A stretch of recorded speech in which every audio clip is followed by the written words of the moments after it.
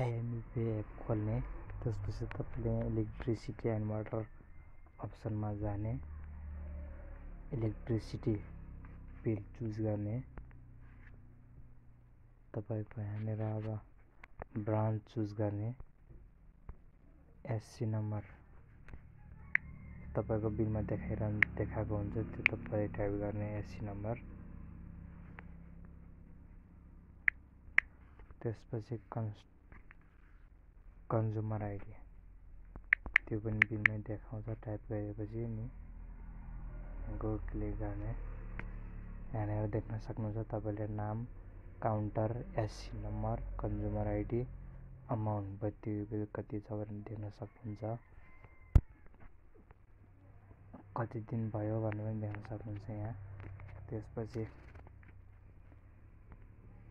तलको एरो अप्सनमा गएर सजिलै तिर्न सक्नुहुन्छ।